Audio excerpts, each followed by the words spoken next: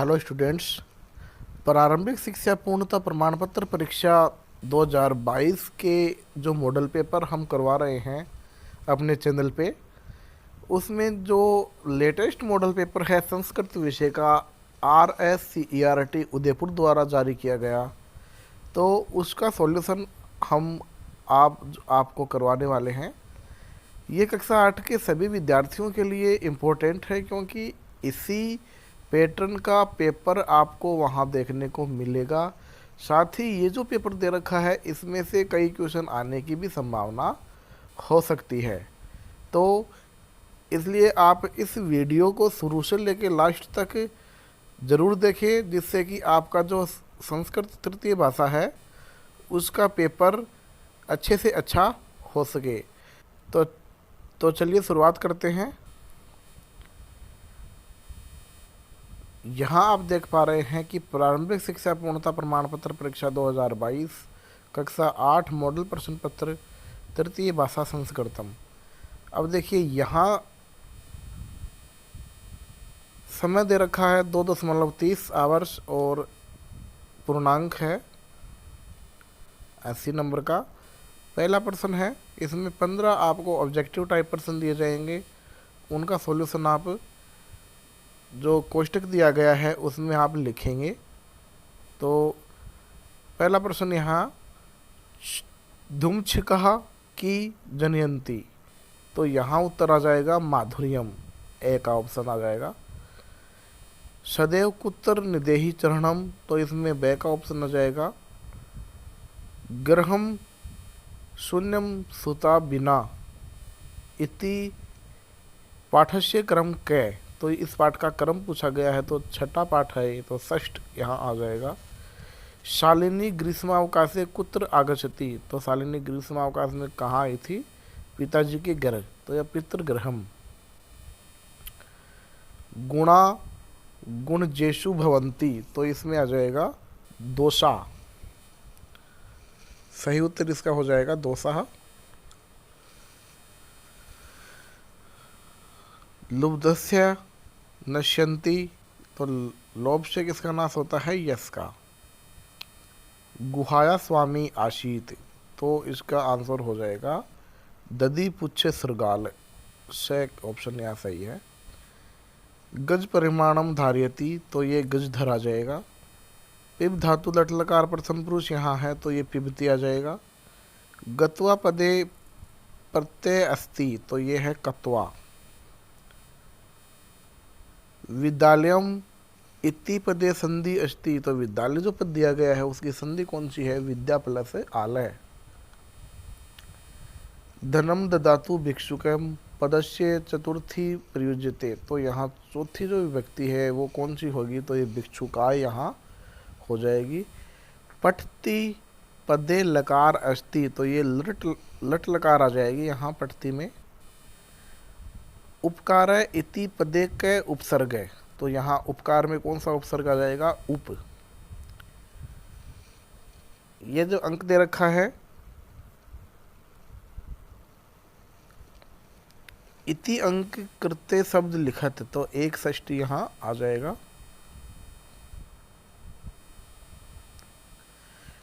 अब देखिए रिक्त स्थान की पूर्ति।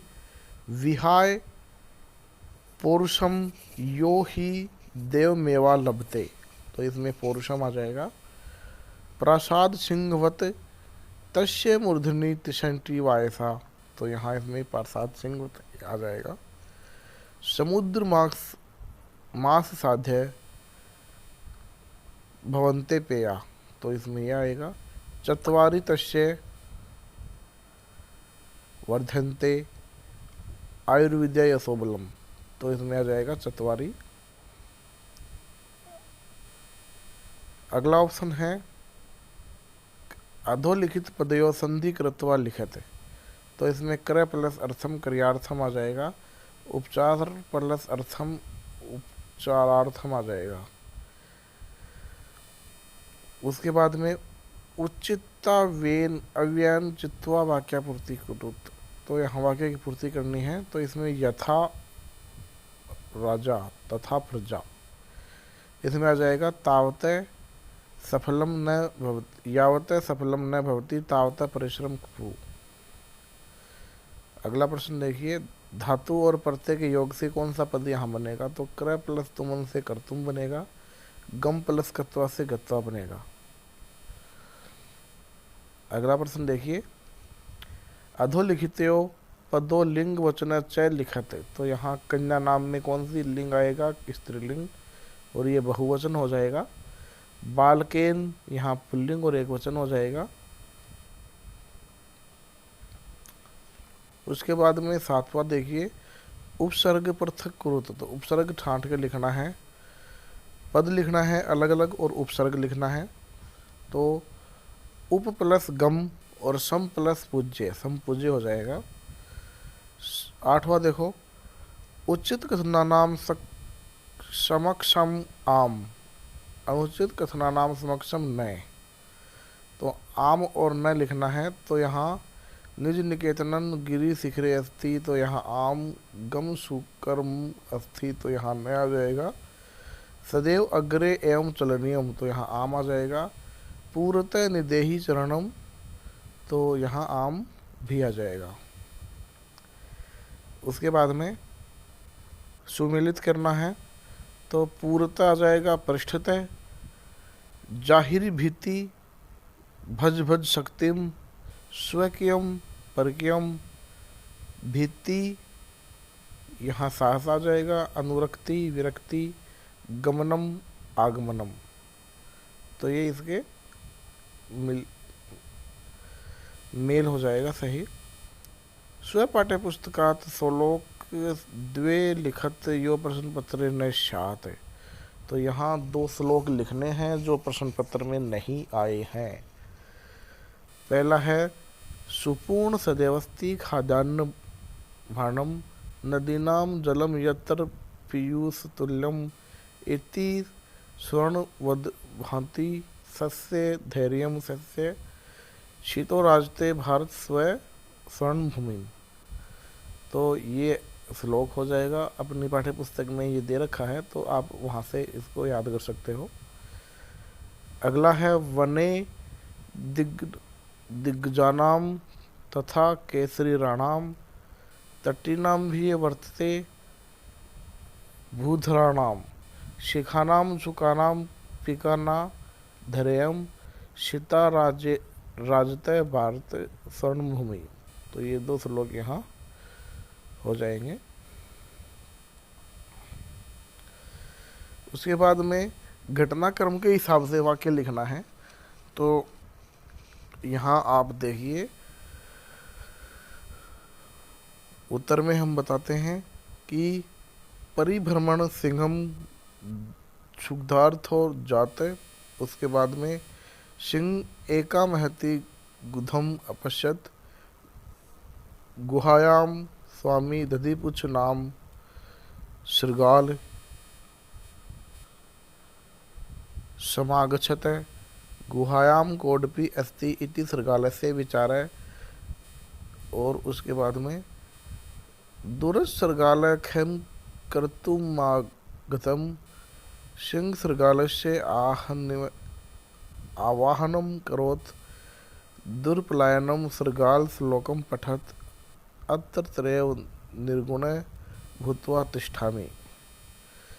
तो ये जो श्रृगाल वाला पाठ है वहाँ से उठाया गया है। अधोलिखितम गद्यांश पठित्वा प्रश्नानुनाम संस्कृत भाषायाम लिखत। तो ऐसे गद्यांश पठित्वा, ये गद्यांश आप देख लीजिए। उसके बाद में जो प्रश्नोत्तर है वो कुछ इस प्रकार से आ जाएंगे। अश्य गद्यांश पठित्वा शीर्षक लिखत, तो बिलस्य वाणे न कड़ोपी में सूत्रा श्रुता।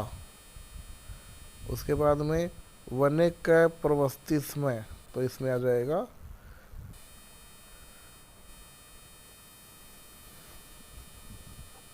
खरन खर। सिंह या सिंह से किम नाम आसित, तो खरन खर सिंह का नाम था।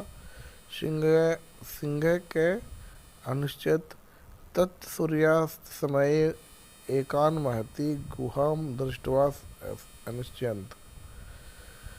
परिभ्रमणम सिंह से के जाओ, तो से कदाचित् इतरस्त परिभ्रमणं दुर्चार्थ न किस्यामि आहारं प्राप्तवान। सूर्यास्त समय एकाम महतीम गुहावनाम दृष्टा। तो सूर्यास्त के समय उसने क्या देखी थी? गुफा देखी थी। विलस्य वाणी न कदापि में सूत्रा, तो ये है पाठ। और कंटकेव कंटकम, तो ये कथा का सार है। तो कथा का सार कुछ इस प्रकार से आ जाएगा। किसी वन में खरनखर नाम का सिंह रहता था। उसने किसी समय इधर उधर घूमते हुए भूख से व्याकुल होकर कुछ भी भोजन आहार प्राप्त नहीं किया। इसके बाद सूर्यास्त के समय सायंकाल एक विशाल गुफा को देखकर उसने सोचा कि निश्चय ही उस गुफा में रात को कोई न कोई जीव आता है, इसलिए यहीं पर छिप कर बैठ जाता हूँ। इसी बीच में गुफा का स्वामी दधीपुच्छ नाम का गीदड़ आ गया और वह जैसे ही देखता है तभी उससे शेर के पैरों के निशान हैं जो गुफा के अंदर प्रवेश करते हुए दिखाई देते हैं और बाहर आते हुए दिखाई नहीं देते। तो उसने सोचा कि मैं तो नष्ट हो गया, मर गया, अवश्य ही इस गुफा में शेर है, ऐसा उसने सोच लिया। इसलिए अब मैं क्या करूं? इस प्रकार विचार करके वह दूर स्थित होकर आवाज़ करने लगा। तो यहाँ पर ये स्टोरी है। उसके बाद में रेखांकित पदानी आघृत्य प्रश्न निर्माणम कुरुत, तो यहाँ आ जाएगा गुणा गुणगेषु गुणा भवन्ति, तो का गुणगेषु गुणा भवन्ति। दूसरा है नद्यम स्वादेषु स्वादुतोया भवन्ति, तो का स्वादुतोया भवन्ति। इसमें है व्याध व्याघ्रम जलात बलि निसारियत, तो क व्याघ्रम जलात वही निसारियत, ये इसमें उत्तर आ जाएगा। अधोलिखितान् प्रश्नानां पूर्ण वाक्येन उत्तरत, तो वयम कस्या दिशि अग्रेसाम, तो वयम डिजि भारतम इति अस्या दिशिम अग्रेसाम। अगला है चंचलेन वने की कृतम, तो चंचलेन वने जाल विस्तारितम। अगला प्रश्न यहाँ देखिए, केसाम समवाय सप्त भगिन्ये इति, तो इसमें है सप्त राज्यानाम।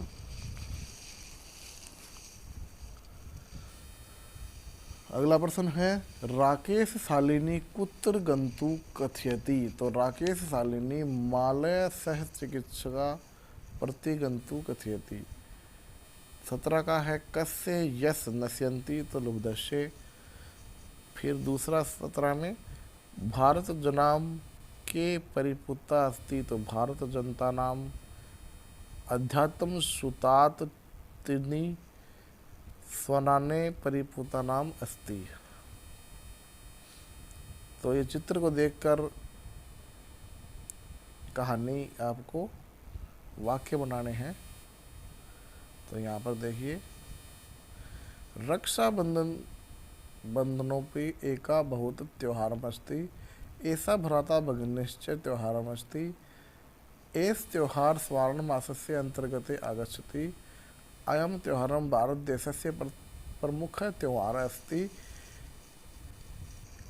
एस त्योहारस्य उपलक्ष्ये अनेका व्यञ्जनानि निर्मीयन्ते। एस त्योहार भ्राता भगिनी प्रेम्ण त्योहार अस्ति। भगिनी भ्राता कलाई उपरि रक्षा सूत्रम बंधयन्ति। उसके बाद में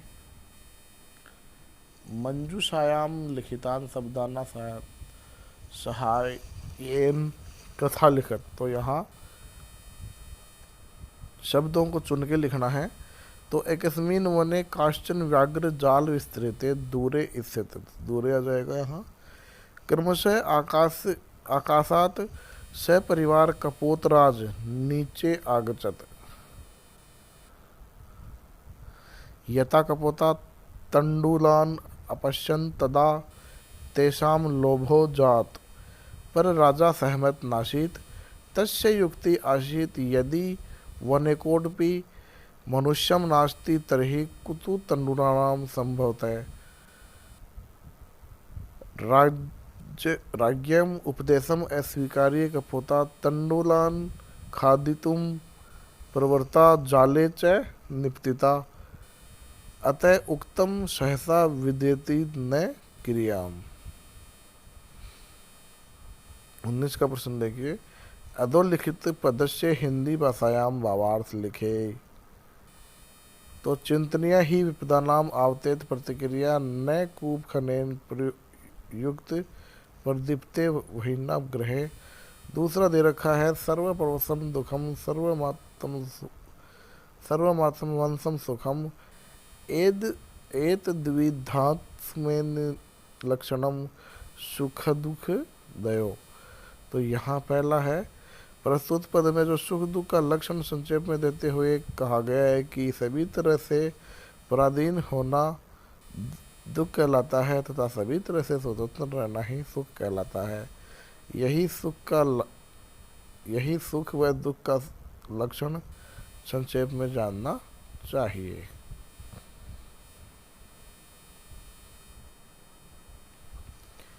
यहाँ पर अस्वस्था कारणात् दिन दिवसे अवकाशार्थम प्रधानाध्यापकम प्रति प्रार्थना पत्रम लिखत। 6 नंबर का प्रश्न है। तो इसमें सेवायाम श्रीमंत प्रधानाध्यापक महोदय राजकीय माध्यमिक विद्यालय उदयपुरम। विषय है दिन दिवसे अवकाशार्थम महोदय सविनय निवेदनम अस्ति यत् अहम ज्वर पीड़िता रुग्णोऽस्मि अतः विद्यालये आगन्तुं न शक्नोमि। अस्मात् कारणात् दिन दिवसे अवकाशं दत्वा कृतार्थ भवन्तु। धन्यवाद। भवताम आज्ञापालकः कक्षा 8वीं। 21 नंबर का प्रश्न है। निर्देशानुसार पदानि स्वीकृत उद्यानम विषये निबंध लेखनम कुरुते। तो यहाँ है अस्माकं विद्यालयस्य समीपे एकं रम्यम् उद्यानम् अस्ति। इदम् उद्यानम् अति विशाल सुन्दरम् अस्ति। अस्मिन् उद्याने विविध वृक्षा पादपा लताश्च सन्ति। पादपेषु विविधानि पुष्पाणि विकसितानि सन्ति। वृक्षेषु विविधा खगा कलरव कुर्वन्ति। जनः प्रातः सायं छात्रभ्रमणाय प्रतिदिन आगच्छति। अस्मिन् उद्याने बालका बालिकाश्च क्रीडन्ति। उद्यानस्य वातावरणं स्वच्छतं वर्तते। उद्यान का वातावरण बहुत ज़्यादा स्वच्छ है। तो स्टूडेंट यहाँ हमने जो संस्कृत भाषा है उसका RICERT द्वारा जारी किया हुआ मॉडल पेपर आपके सामने हल करवाया है। तो इसमें यदि कुछ क्वेरीज हो तो आप कमेंट बॉक्स में ज़रूर लिखें। साथ ही वीडियो को साथियों के साथ शेयर ज़रूर करें क्योंकि परीक्षा में अब ज़्यादा दिन नहीं बचे हैं ताकि सभी इसका लाभ ले सके। हम अपने चैनल पे जो RICERT ने सारे के सारे विषय के मॉडल पेपर डाले हैं वो हम डाल रहे हैं। अभी ये हमारा दूसरा या तीसरा मॉडल पेपर है। सभी मॉडल पेपर हम डालेंगे। तो मिलते हैं नेक्स्ट मॉडल पेपर के साथ।